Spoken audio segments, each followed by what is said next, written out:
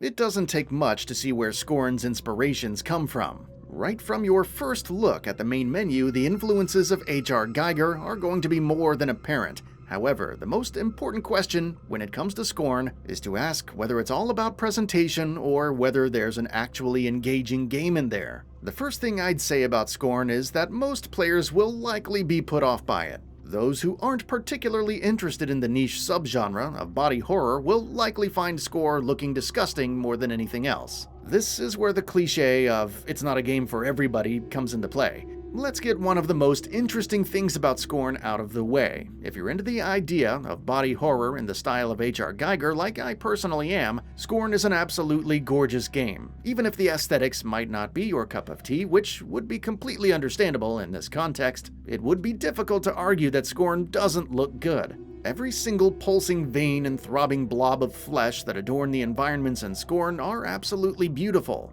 modeled and textured in the most minute details possible for a studio the size of ebb Software. Just about every corner you turn around will have you run into some horrifying mixture of biology, metal, and rocks.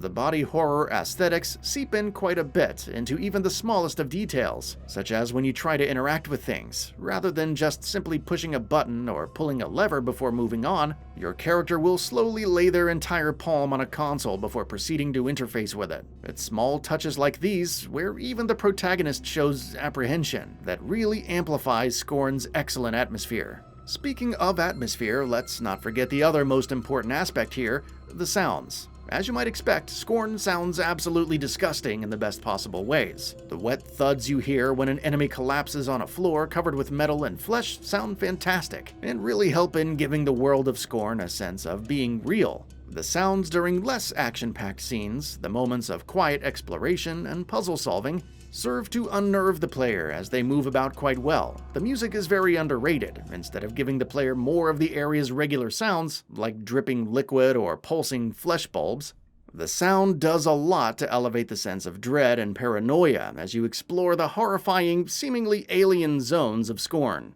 The visuals and audio design work in tandem with the fact that you never really leave the first-person perspective once you've started the game to provide an excellent horror experience. When it comes to gameplay, Scorn is a bit hit or miss. The best parts of the game are often the quieter moments, like when you're trying to figure out how an interlocking series of flesh and metal contraptions work together. The ambience created by the phenomenal soundscape coupled with the art direction in an incredible way. The puzzles themselves can often feel rather prone to a trial and error approach, at least until you start getting a semblance of familiarity with your environments to really understand how everything works. The other side of gameplay, the combat, often makes up some of the worst parts of Scorn. The game never really feels like it was designed with any sort of combat in mind, and it shows, with the character having some weight behind their actions. Unfortunately, this makes for a terrible time whenever you have to use your wonderfully bizarre-looking arsenal to actually fight things. The gunplay is terrible, and enemies feel like they're bullet sponges, and the combat often serves to eliminate whatever fun I was generally having while just exploring the puzzle solving. Now, don't get me wrong, I understand that horror games are often enriched by their protagonists being poor fighters. But when it comes to game design, something like a classic Resident Evil game or Silent Hill 2 never really feels this bad in actually playing, even when you have to fight things.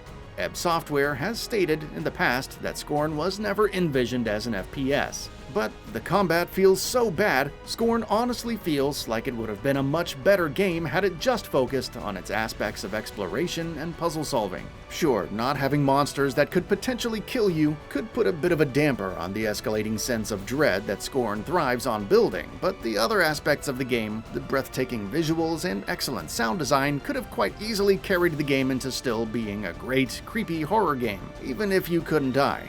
When it comes to the story, Scorn opts for telling a relatively simple one. Lacking anything in the way of exposition through cutscenes or even collectible audio logs or something, Scorn instead lets you experience the story completely through gameplay. A lot of the story told in the game is just the player's actions in their attempt to rid themselves of a seemingly malicious parasite. Scorn doesn't really feel like it takes place in any real world, rather it feels like a nightmare that a person is going through. The feeling of the game being a nightmare is echoed by the fact that the protagonist seems to know what they're doing and where they're going, despite the player not being given any real details. With everything said and done, Scorn feels like more of an experience rather than something you'd play just for enjoyment. Don't get me wrong, the non-combat bits of the game were genuinely quite a bit of fun, especially if you're into the body horror aesthetics, but it doesn't really feel like the game is even trying to tell you much of a story either. I get the distinct feeling that you're meant to draw your own conclusions on just about every aspect of the game. The only real story arc throughout the game is the relationship between the protagonist and the parasite, and even calling that a relationship or story arc would be generous. Scorn is an incredible experience, and I would honestly recommend it to horror fans just because of how unique it is. With aesthetics ripped right out of the mind of H.R. Giger, it features jaw-droppingly gorgeous visuals and phenomenal audio design that really help pile its thick atmosphere on the player. Throughout the relatively short game, I completed it in a single sitting over about 7 hours. The oppressive atmosphere and the general mystery of its setting was more than enough to pull me through. Exploration in Scorn is a lot of fun, and there's a level of enjoyment to be had just in admiring the craftsmanship of the visuals and audio alone. As a complete package, however, Scorn is a bit of a letdown, not because of its short length, but rather its abysmal combat. Since it feels like it's meant to be more of an experience rather than a game, I believe Scorn succeeds at what it's trying to achieve. Sure, it doesn't have much in the way of an obvious story to follow, but like I said, even just wandering around ends up being quite a bit of fun. That's all for now. If you enjoy what you saw, please hit the like button. And if you're new to the channel, now is a great time to subscribe. We upload brand new videos every single day. After subscribing, don't forget to enable all notifications by clicking the bell icon. Thanks for watching this video, and we'll see you next time, right here on GamingBolt.